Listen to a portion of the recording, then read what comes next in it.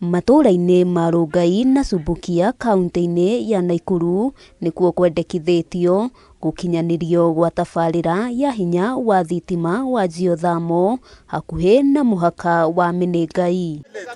Kama ulikuwa una nia yoyote ya mambo, aikari mwena ũyũ ona kũrĩ ũguo nĩ mareganĩte na tabarĩra ĩno, makiuga gũkinyanĩrio kwayo gũkũmarehereria mathĩna ma kĩmwĩrĩ na mendekithia mao nĩ tabarĩra ĩyo ĩteanĩrio.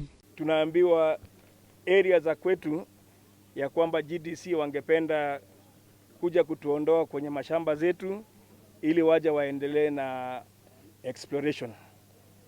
Ya kwanza niambie GDC ya kwamba nyinyi mnakejeli na kudanganya serikali ya kwamba mnasema hii area mnaita resource area eti iko na over 300 megawatt ya umeme. Sisi tunawaambia hata kama iko na milioni 1, sisi tulizaliwa hapa ikiwa ni Canaan na tukasema hatutoki kwa sababu Misri hatuendi. Hamwe noguo moigĩte matiharĩirie kũneana mĩgũnda yao na ihoya rĩao nĩ thirikari hamwe na kamĩtĩ ya gĩbũrũri ya kwamũkĩra mateta megiĩ marĩa matũrigicĩirie ĩteanĩrie tabarĩra ĩyo. Tunaishi na wasiwasi.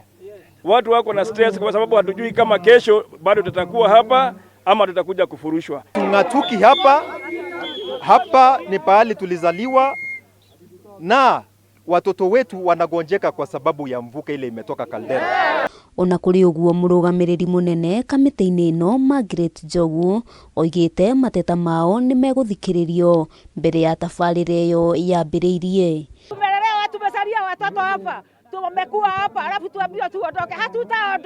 We look into what is disturbing them in terms of environment and also their health.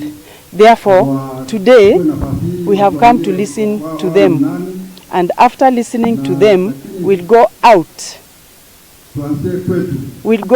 to the field to verify, to see exactly what we'll have heard from them.